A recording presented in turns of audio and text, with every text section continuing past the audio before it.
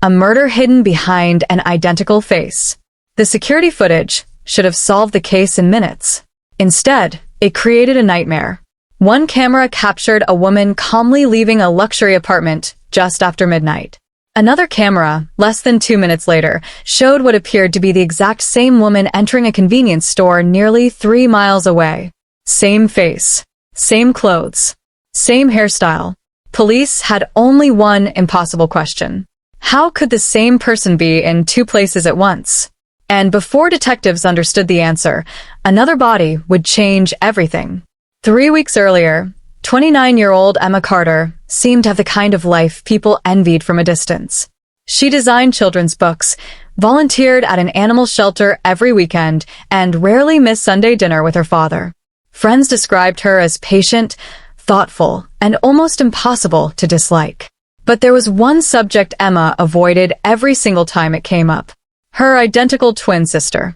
Whenever someone asked if they were close, Emma would smile politely before changing the conversation. No one knew why. At least, not until after she was gone. When officers entered Emma's apartment, almost nothing looked disturbed. Her coffee was still warm. Music quietly played through a speaker.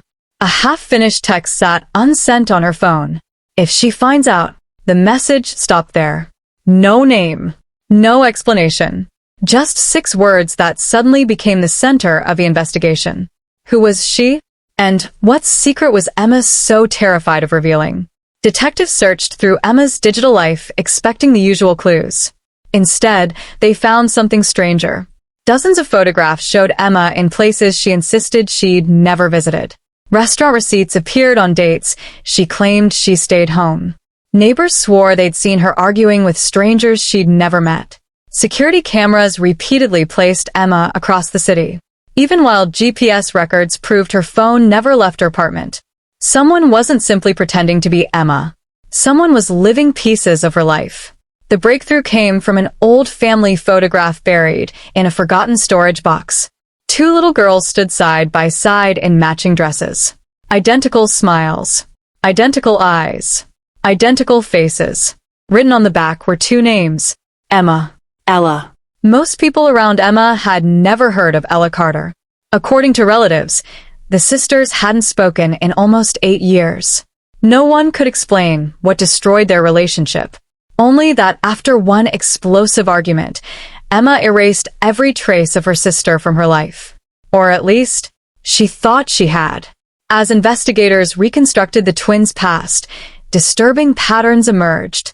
Whenever Emma celebrated a career success, Ella suddenly appeared with an identical achievement. If Emma changed apartments, Ella moved nearby.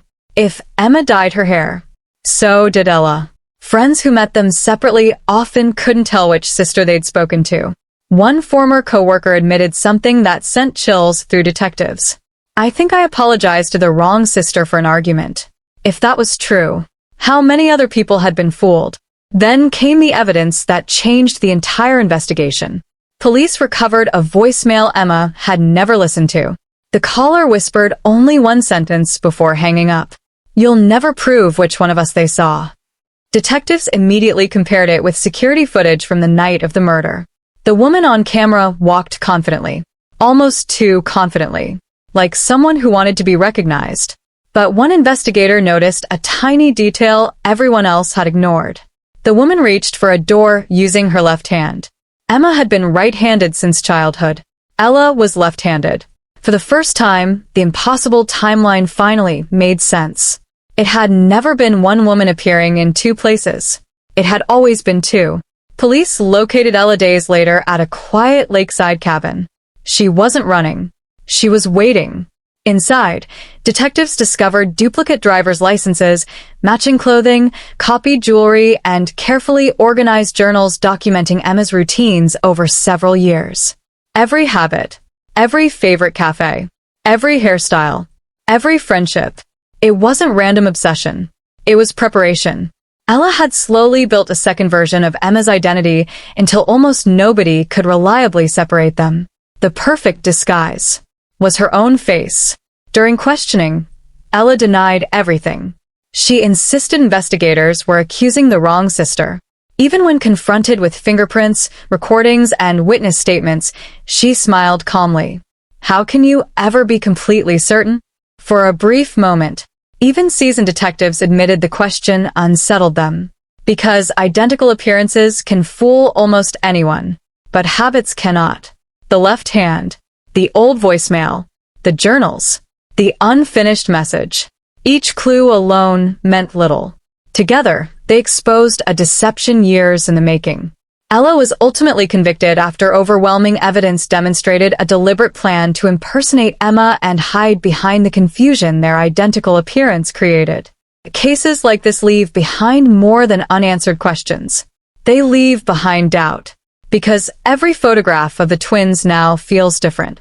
Every old family memory carries uncertainty. Every witness wonders if they remembered the right sister.